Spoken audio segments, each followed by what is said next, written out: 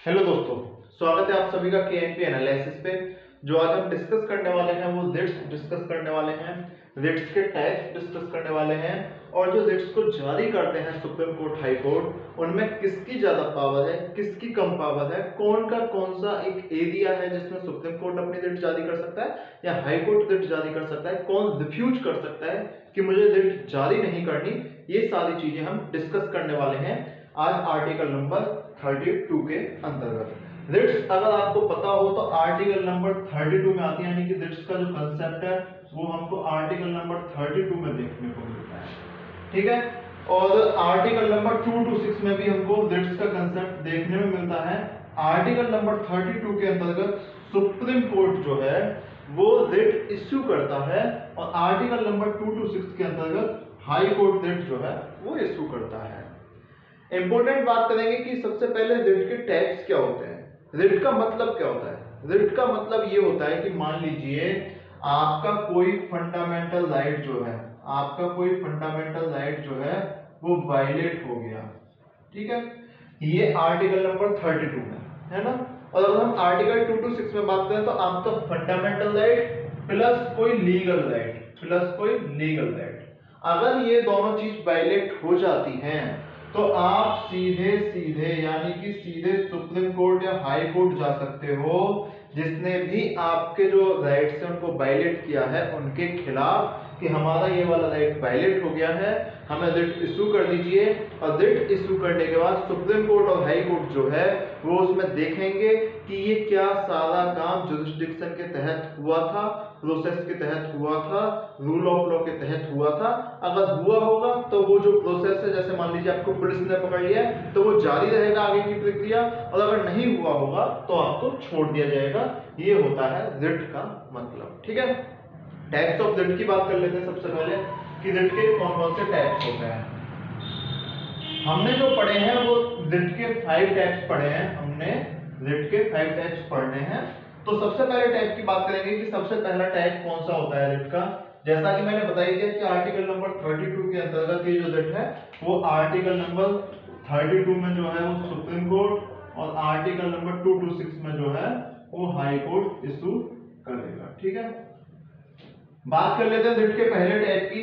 पहला टाइप होता है इसमें habeas corpus. Habeas corpus,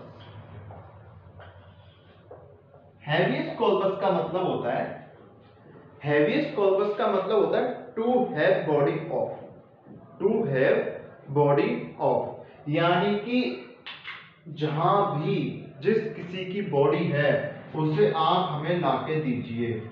to have body of, इसका मतलब ये है। अच्छा, एक और चीज, इसके नाम इसलिए अजीब अजीब से हैं क्योंकि जो रिट वाला कंसेप्ट है वो हमने इंग्लिश लॉ से लिया है। रिट वाला जो कंसेप्ट है वो हमने इंग्लिश लॉ से लिया है, ये इंपॉर्टेंट चीज हो जाती है। तो टू हैव बॉडी ऑफ का मतलब क्या है। टू हैव बॉडी ऑफ का मतलब यह है कि मान लीजिए आपको आज पुलिस पकड़ कर ले गई, ठीक है। अब पुलिस को और आपका बोला कि भाई मेरा फंडामेंटल राइट वायलेट हुआ है, और आप आर्टिकल नंबर 32 या आर्टिकल नंबर 2 to 6 के तहत या तो सुप्रीम कोर्ट गए या हाई कोर्ट गए, वहां जाके आप ये बोलोगे मेरा फंडामेंटल राइट वायलेट हुआ है, तो बोलेंगे कि कैसे, अब उनको जांच पड़ताल करनी है, तो बोलेंगे कि भाई जिसको पुलिस पकड़ के ले गई है उस बंदे को हमारे सामने लेके आओ, उस बंदे को हमारे सामने लेके आओ, हम देखेंगे, उससे बात करेंगे, उसकी जो बयान है यानी कि उसकी जो एक उसका क्या एक्सक्यूज है वो हम सुनना चाहेंगे और उसके आधार पे हम डिसाइड करेंगे कि सही हुआ या गलत हुआ। टू हैव बॉडी ऑफ का मतलब ये होता है, ठीक है। हैवियस कॉर्पस का मतलब इतना सा। हैवियस कॉर्पस किस किस के खिलाफ इशू की जा सकती है, हैवियस कॉर्पस किस किस के खिलाफ इशू की जा सकती है। अब एक चीज बताओ, आपको पुलिस पकड़ के ले जाएगी तो निश्चित रूप से जो एडमिनिस्ट्रेटिव अथॉरिटी है उसके खिलाफ इशू होगी, यानी कि एडमिनिस्ट्रेटिव अथॉरिटी के खिलाफ ये इशू हो सकती है, एडमिनिस्ट्रेटिव अथॉरिटी के खिलाफ इशू हो सकती है। और किसके खिलाफ इशू हो सकती है, आपका कोई पब्लिक इंस्टीट्यूशन है जो आपके फंडामेंटल राइट को वायलेट कर रहा है उसके खिलाफ ये इशू हो सकती है, यानी कि किसी भी पब्लिक इंस्टीट्यूशन के खिलाफ ये रिट इशू हो सकती है। क्या ये रिट प्राइवेट इंडिविजुअल्स के भी खिलाफ इशू हो सकती है, तो निश्चित रूप से ये जो रिट है वो प्राइवेट इंडिविजुअल्स के खिलाफ भी इशू हो सकती है। ये जो रिट है वो प्राइवेट इंडिविजुअल्स के खिलाफ भी इशू हो सकती है। समझे? ये तो थे इशू वाले टाइप, ये तो थे इशू वाले टाइप कि किसके खिलाफ आप इशू कर सकते हो। मुद्दा ये भी आ सकता है कि आप इसे किसके खिलाफ इशू नहीं कर सकते, आप इसे किसके खिलाफ इशू नहीं कर सकते। तो इस चीज को भी हम डिस्कस कर लेते हैं। अगर वो काम डिटेंशन जो है आपका जो डिटेंशन है वो रूल ऑफ लॉ के तहत हुआ है, डिटेंशन जो है वो रूल ऑफ लॉ के तहत हुआ है, या आपका डिटेंशन जो है वो प्रिवेंटिव डिटेंशन है, आपका डिटेंशन जो है वो प्रिवेंटिव डिटेंशन है, ठीक है, प्रिवेंटिव डिटेंशन है। इसके अलावा अगर आपने कंटेम्प्ट किया है किसी भी लेजिस्लेटिव पावर का और किसी भी कोर्ट का, यानी कि contempt of court, contempt of court, या इसमें लेजिस्लेटिव एक्शन भी आ जाता है। अगर आपने ये सारी चीजें की हैं तो इसके खिलाफ सुप्रीम कोर्ट आपके लिए रिट इशू नहीं करेगा, यानी कि ये वाला जो कंसेप्ट था इसमें क्या होगा, नॉट इशू वाला कंसेप्ट है, यानी कि इसमें जो सुप्रीम कोर्ट है वो रिट इशू नहीं करेगा। ये था हैबियस कॉर्पस। हैबियस कॉर्पस का मतलब क्या होता है, टू हैव बॉडी ऑफ, यानी कि आपने जिसको भी डिटेंशन किया है उसको हमारे सामने लेके आइए। किस किस के खिलाफ इशू हो सकती है, administrative authority, public authority, institution का मतलब अथॉरिटी है यहाँ पे, ठीक है, पब्लिक अथॉरिटी के खिलाफ इशू हो जाएगी। प्राइवेट इंडिविजुअल्स के खिलाफ भी ये इशू होती है। किसके खिलाफ इशू नहीं होगी, अगर वो काम रूल ऑफ लॉ से हुआ है, प्रिवेंटिव डिटेंशन में हुआ है, या अगर आपने कोर्ट का या किसी भी लेजिस्लेटिव एक्शन का कंटेम्प्ट किया, ऑर्डर का कंटेम्प्ट किया, तो आपके खिलाफ ये वाली रिट इशू नहीं होने वाली है। ये कंसेप्ट था हैबियस कॉर्पस का। बात कर लेते हैं मैंडेमस की, बात कर लेते हैं अब मैंडेमस की। हैबियस कॉर्पस समझ आ गया, ठीक है। अगर आपको कोई प्रॉब्लम हो तो आप कमेंट सेक्शन में बोल दीजिएगा, निश्चित रूप से आपकी प्रॉब्लम जो है वो सॉल्व हो जाएगी। बात करते हैं नंबर 2 पे, स्क्रीनशॉट भी ले सकते हो, आसानी रहेगी।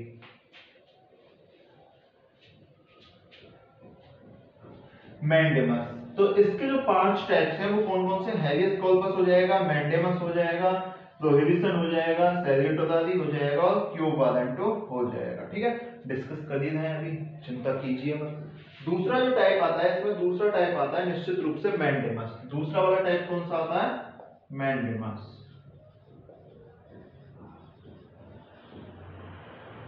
मैंडेमस का अर्थ क्या होता है, मैंडेमस का अर्थ होता है वी कमांड, यानी कि हम आपको आदेश देते हैं, समझ जाइएगा इस आराम से, वी कमांड, हम आपको आदेश देते हैं, वी कमांड। अब एक चीज बताओ, कमांड कौन देगा यहाँ पे, कमांड कौन देगा आपको, या तो सुप्रीम कोर्ट कमांड दे सकता है या हाई कोर्ट कमांड दे सकता है। अब सुप्रीम कोर्ट भी पब्लिक इंस्टीट्यूशन है, हाई कोर्ट भी पब्लिक इंस्टीट्यूशन है, ठीक है। कमांड किसको दे सकते हैं, ये पब्लिक इंस्टीट्यूशन को कमांड दे सकते हैं, पब्लिक इंस्टीट्यूशन को ही तो कमांड दे सकते हैं। तो यानी कि कमांड क्या दे सकते हैं, ये कमांड दे सकते हैं कि हम कमांड करते हैं किसको, टू एनी पब्लिक ऑफिसर, किसी भी पब्लिक ऑफिसर को, पब्लिक अथॉरिटीज को, पब्लिक ऑफिसर, पब्लिक अथॉरिटीज को ये क्या कमांड देंगे, एक चीज बताओ, पब्लिक ऑफिसर है, पब्लिक अथॉरिटीज को ये क्या कमांड देंगे, ये कमांड देंगे, एक और चीज, पब्लिक ऑफिसर, पब्लिक अथॉरिटीज, जो इनका इंफीरियर कोर्ट होगा, जो इनका इंफीरियर कोर्ट होगा, ये उसे भी कमांड दे सकते हैं। यहाँ पे वो कमांड देंगे कि भाई आप अपना काम करो, क्या कमांड देंगे कि आप अपना काम करो, यानी कि जो आप काम नहीं कर रहे हो, जिस काम के लिए आपने मना कर दिया है, आप वो वाला काम करो जो आपके अधिकार में आता है। अगर मान लीजिए मैं पब्लिक अथॉरिटियों में काम नहीं करता या मैंने रिफ्यूज कर दिया काम करने से, तो सुप्रीम कोर्ट बोलेगा कि बी कमांड, यानी कि हम कमांड देते हैं कि आप अपना काम करो, ठीक है। अब इसमें एक चीज आ जाती है कि ये किस किस के खिलाफ इशू नहीं हो सकती, ये किस किस के खिलाफ इशू नहीं हो सकती। ये तो इशू वाले टर्म हो गए कि इनके खिलाफ ये इशू हो जाएगी, यानी कि इन सब के खिलाफ ये क्या हो जाएगी, इशू हो जाएगी, ठीक है। अब बात आएगी कि किसके खिलाफ इशू नहीं हो सकती, ये चीज हम देख लेते हैं। तो ये जो इशू नहीं हो सकती, ये अगर मान लीजिए किसी का काम डिस्क्रिशनरी पावर है, किसी के पास डिस्क्रिशनरी पावर, जैसे प्रेसिडेंट ऑफ इंडिया के पास कुछ डिस्क्रिशनरी पावर होती हैं, गवर्नर ऑफ स्टेट के पास कुछ डिस्क्रिशनरी पावर होती हैं, तो प्रेसिडेंट ऑफ इंडिया भी इसमें आ जाएगा, प्रेसिडेंट ऑफ इंडिया भी आ जाएगा इसमें, ठीक है, गवर्नर ऑफ इंडिया भी आ जाएगा इसमें, गवर्नर ऑफ स्टेट भी आ जाएगा इसमें, ठीक है। इसमें अगर मान लीजिए किसी भी हाई कोर्ट का कोई चीफ जस्टिस है तो उसके भी खिलाफ आप मैंडेमस जारी नहीं कर सकते, यानी कि chief justice of high court आ जाएगा इसमें, ठीक है। तो ये सारे ऑफिस होते हैं जिनके खिलाफ आप कोई भी पावर इशू नहीं कर सकते, कोई भी रिट यानी कि मैंडेमस रिट जो है उसे इशू नहीं कर सकते। एक और चीज, अगर आपने कोई कॉन्ट्रैक्ट लिया है, कॉन्ट्रैक्ट अगर आप फेल हो रहे हो, कॉन्ट्रैक्चुअल ऑब्लिगेशन है, यानी कि आपके ऊपर कोई कॉन्ट्रैक्ट का भार है, तो उसके खिलाफ आप ये रिट इशू नहीं कर सकते। तो ये तो इशू वाले थे, और ये है नॉट इशू वाले, ये हैं नॉट इशू, इनके खिलाफ आप ये रिट इशू नहीं कर सकते। समझ लीजिएगा दोबारा, मैंडेमस का अर्थ होता है वी कमांड। वी कमांड का मतलब होता है कि हम आपको आदेश देते हैं। आदेश किस चीज का देते हैं कि आप अपना काम करो, आदेश इस चीज का देते हैं कि आप अपना काम करो। आदेश किसको देते हैं? आदेश देते हैं वो पब्लिक ऑफिसर्स को, पब्लिक अथॉरिटीज को, और जो इंफीरियर कोर्ट है, जो इंफीरियर कोर्ट है यानी कि जो उनसे छोटा कोर्ट है, जैसे अगर मान लो सुप्रीम कोर्ट आदेश दे रहा है तो वो डिस्ट्रिक्ट कोर्ट को दे सकता है, सिविल कोर्ट को दे सकता है, ठीक है। इस टाइप के जो ट्रिब्यूनल्स होती हैं उनको आदेश दे सकता है इंफीरियर कोर्ट है। आदेश किस किस को नहीं दे सकता?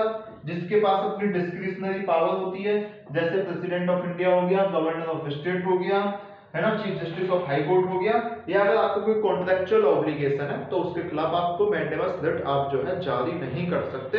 ये है इसकी खूबसूरती मैंडेमस की। नेक्स्ट टॉपिक पे बात कर लेते हैं। नेक्स्ट टॉपिक जो है हमारा मैंडेमस के बाद आ जाता है प्रोहिबिशन।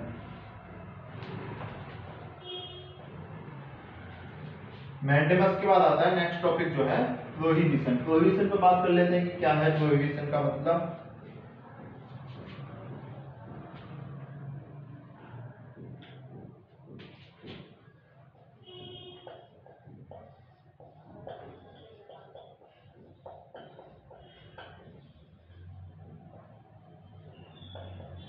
प्रोहिबिशन का हिंदी अगर आप हिंदी मीनिंग देखोगे तो प्रोहिबिशन का मतलब होता है रोकना।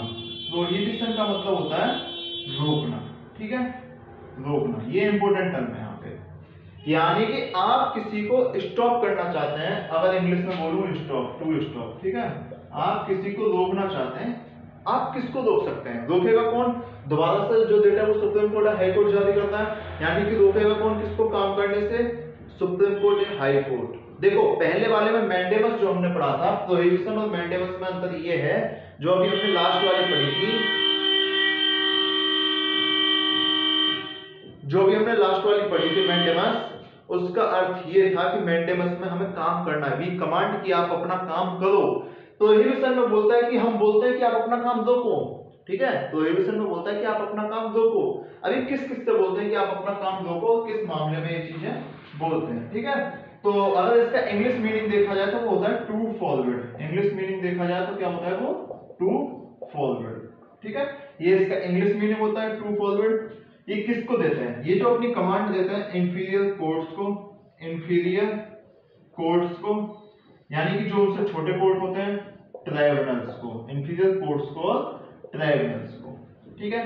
क्या कमांड देते हैं कि जो आप जिस भी एक, मान लीजिए जिस केस पे आप काम कर रहे हो, जिस केस पर आप काम कर रहे हो, वो केस पे या तो आप रुक जाओ, यानी कि अब एकदम स्टॉप हो जाओ, अब इस पे आगे आपको कोई डिसीजन नहीं लेना है।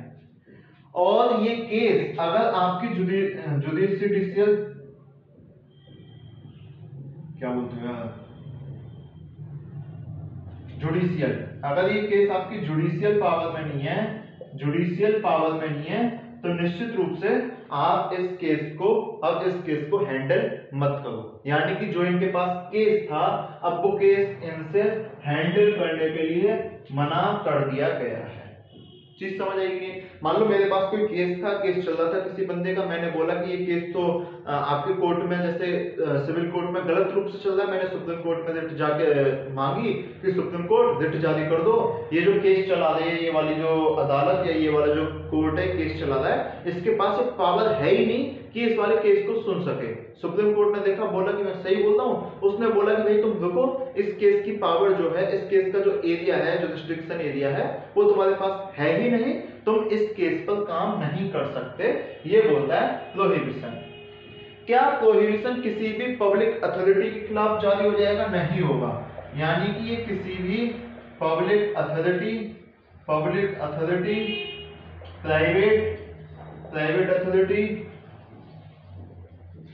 एडमिनिस्ट्रेटिव पावर, इन सब के खिलाफ इशू नहीं हो सकता।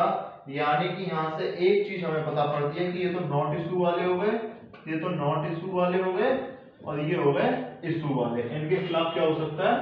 इशू हो सकता है। ठीक है, दोबारा से समझ लो। प्रोहिबिशन का मतलब होता है टू फॉरवर्ड, यानी कि आपको रुकना है, जिस केस पे आप काम कर रहे हो रुक जाओ।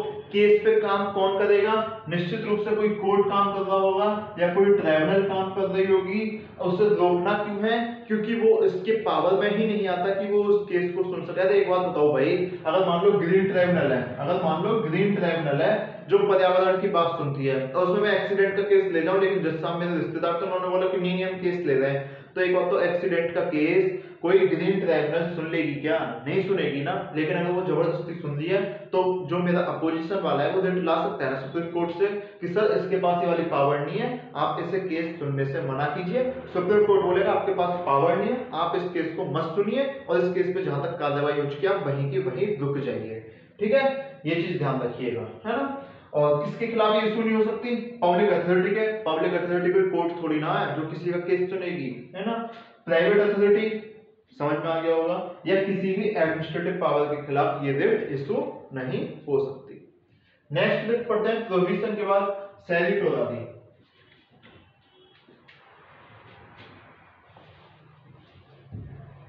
सैलिटोरादी का भी कंसेप्ट लगभग सेम है। सैलिटोरादी का कंसेप्ट लगभग सेम है, लेकिन बस थोड़ा सा अंतर है।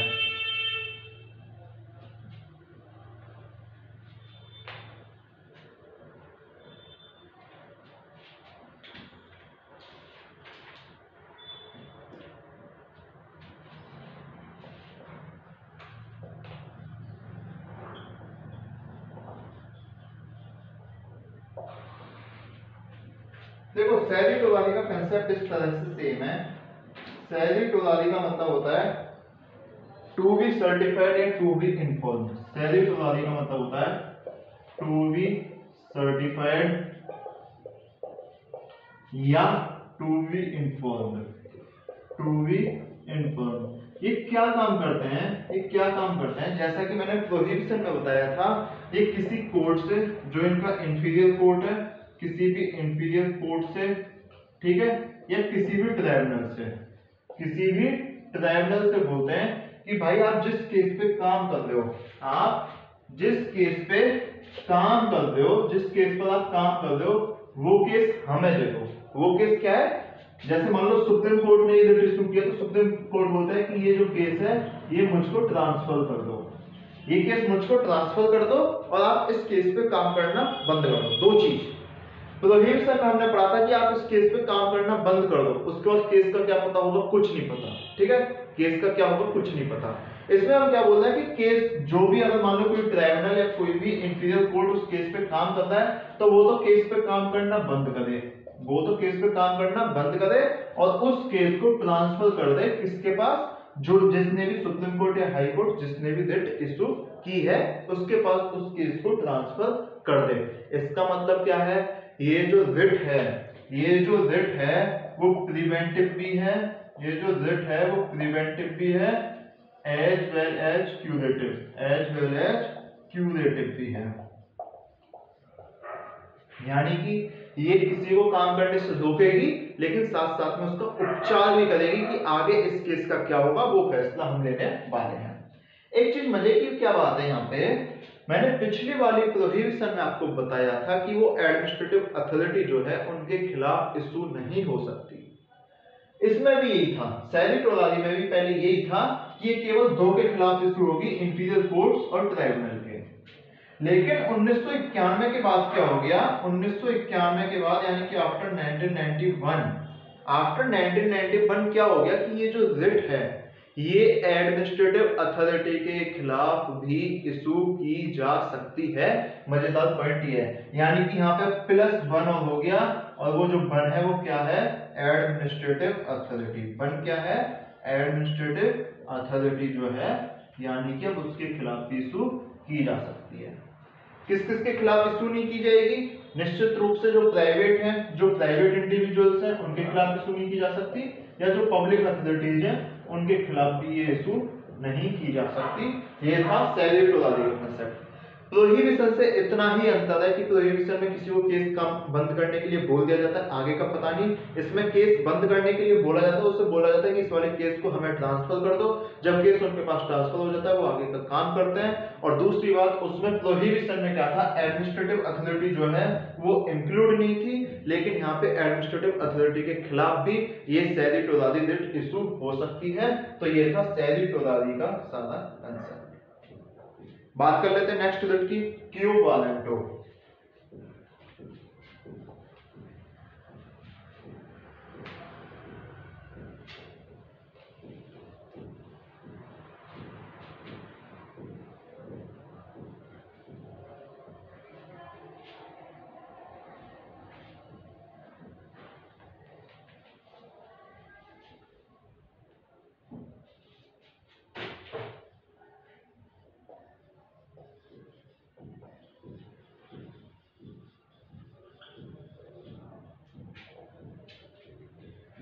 क्यू वालेंटो का मतलब है बाय व्हाट अथॉरिटी, यानी कि तुम्हारी क्या औकात है कि तुमने ये वाला काम कर लिया, सीधे सीधे, ठीक है।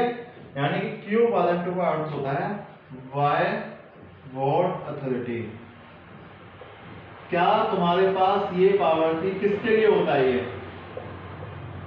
एक चीज मानो, मैं पुलिस में हूं, ठीक है, मैं इंस्पेक्टर हूं, ठीक है, और मैंने किसी ए पर्सन को जेल में डाल दिया, मैंने जेल में डाल दिया। अब मुझसे पूछा जाएगा कि मैंने इस ए पर्सन को जेल में डालने का अधिकार मेरे पे था या नहीं था। इस ए को जेल में डालने का अधिकार मेरे पे था या नहीं था, मेरे पास अथॉरिटी थी या नहीं थी, इसी को बोला जाता है बाय व्हाट अथॉरिटी। क्यू वालेंटो यही बोलता है, बाय व्हाट अथॉरिटी, ठीक है। यानी कि अभी किसका यूज हो गया, अगर पब्लिक ऑफिस जो है, अगर कोई भी पब्लिक ऑफिस जो है आपको इलीगल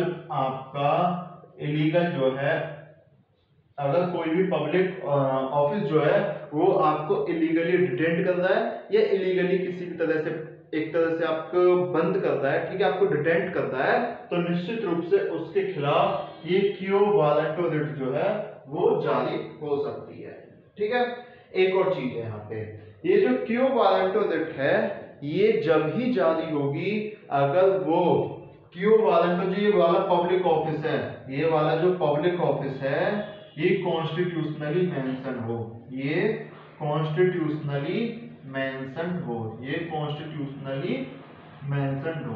अगर ये स्टेटली या अलग तरह से किसी तरह से मेंशन है तो निश्चित रूप से इसके खिलाफ पब्लिक जो ऑफिस के खिलाफ जो एक क्यू वालेंटो रिट है वो जारी नहीं की जा सकती। केवल कभी जारी की जाएगी जब पब्लिक ऑफिस कॉन्स्टिट्यूशनली क्रिएटेड हो। ये था क्यू वालेंटो का कंसेप्ट। एक और चीज, क्यू वालेंटो अब किस किस के खिलाफ नहीं इशू की जा सकती, तो ये किसी भी मिनिस्टर ऑफिस के लिए, किसी भी मिनिस्टरियल ऑफिस के लिए, ठीक है, या किसी भी प्राइवेट इंडिविजुअल के खिलाफ, प्राइवेट अथॉरिटी लिख लो यहाँ पे, प्राइवेट अथॉरिटी के खिलाफ ये इशू नहीं की जा सकती। यानी कि यहाँ पे आपको क्या लिखना पड़ेगा, नॉट इशू, ठीक है, किसी भी मिनिस्टरियल ऑफिस के लिए और किसी भी प्राइवेट अथॉरिटी के खिलाफ ये इशू नहीं की जा सकती। ये था क्यू वालेंटो का कंसेप्ट। और एक मजेदार चीज, इक्विवेलेंट जो रिट है जरूरी नहीं है कि वो एग्रीव्ड पर्सन, यानी कि जैसे मान लो ए डिटेंट हुआ, यहाँ पे ए जेल में बंद है, तो जरूरी नहीं है कि ए ही कोर्ट में जाए, जरूरी नहीं है कि ए ही कोर्ट में जाए। ए का कोई भाई, ताऊ, चाचा जो भी है इसका, ठीक है ना, जीएफ बीएफ जो भी है, वो ए के खिलाफ कोर्ट में, ए के लिए कोर्ट में जा सकता है, यानी कि any person related to a, any person related to a, ठीक है, कोई भी ऐसा बंदा जो ए से रिलेटेड हो, रिलेटेड का मतलब किसी भी टाइप से, ठीक है, ऐसा बंदा जो ए से ए को जानता हो, ए के केस के बारे में जानता हो, वो सुप्रीम कोर्ट में इक्विवेलेंट रिट इशू कराने के लिए जा सकता है। ये था इक्विवेलेंट का कांसेप्ट। पांचों रिट हमने कर ली, ठीक है, पांचों रिट हमने कर ली।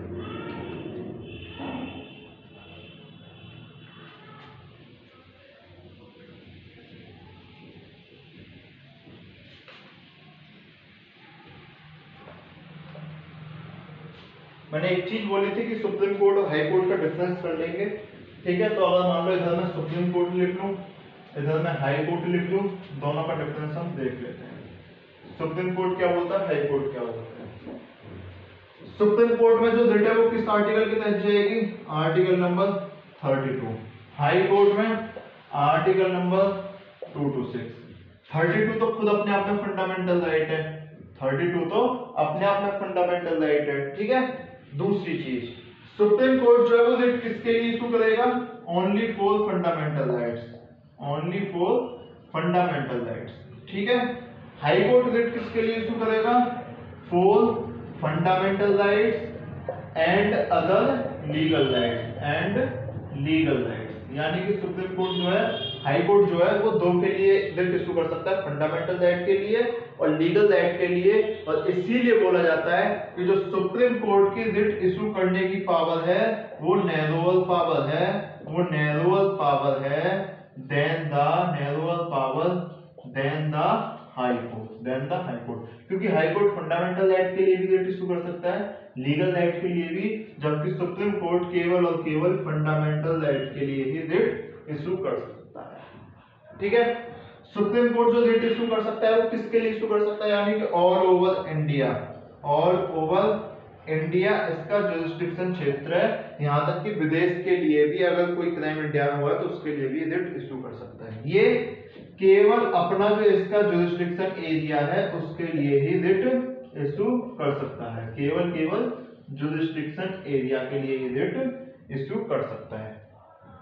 क्या सुप्रीम कोर्ट अगर मान लो मैं जाऊं, मेरा कोई फंडामेंटल राइट वायलेट हो और सुप्रीम कोर्ट मुझसे मना कर सकता है कि मैं आपको रिट जारी नहीं कर रहा, नहीं, ये मुझसे मना नहीं कर सकता, यानी कि क्या है, ये मेरा गारंटर, ये क्या है, गारंटर ऑफ फंडामेंटल राइट्स। अगर मेरा कोई भी फंडामेंटल राइट वायलेट होगा तो प्रोटेक्टर जो होगा, गारंटर जो होगा वो कौन है, सुप्रीम कोर्ट है, वो बोलेगा मैं तेरा एक भी फंडामेंटल राइट वायलेट नहीं होने दूंगा।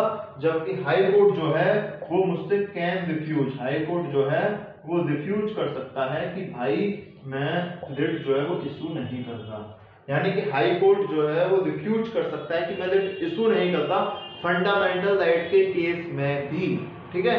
लेकिन सुप्रीम कोर्ट जो है वो मुझसे मना नहीं कर सकता कि मैं फंडामेंटल राइट के खिलाफ रिट इशू नहीं करता, और इसीलिए इसे क्या बोला जाता है, guarantor and protector, guarantor and protector of fundamental rights इसे बोला जाता है। एक और चीज, इसके तहत आर्टिकल 32 और आर्टिकल 226 के तहत का मतलब है कि आप डायरेक्टली हाई कोर्ट या डायरेक्टली सुप्रीम कोर्ट जा सकते हैं। ये थी मजेदार बात है, ये था रिट वाला कंसेप्ट। तो रिट वाला कंसेप्ट आपको समझ आया होगा। अगर अभी तक आपने इस चैनल को सब्सक्राइब नहीं किया तो इस चैनल को सब्सक्राइब कर दीजिएगा, वीडियो को लाइक कर दीजिएगा, शेयर कर दीजिएगा, और अगर आपका कोई भी कमेंट है, डाउट है, कोई भी क्वेरी है तो निश्चित रूप से आप कमेंट बॉक्स में पूछ सकते हैं, ठीक है। नेक्स्ट वीडियो में हम रिट के आगे वाला जो कल हम डिस्कस करने वाले हैं, फंडामेंटल राइट्स की पूरी समरी डिस्कस करने वाले हैं, तो आप कल भी इस वीडियो के साथ, इस चैनल के साथ जुड़े रहिएगा। बहुत बहुत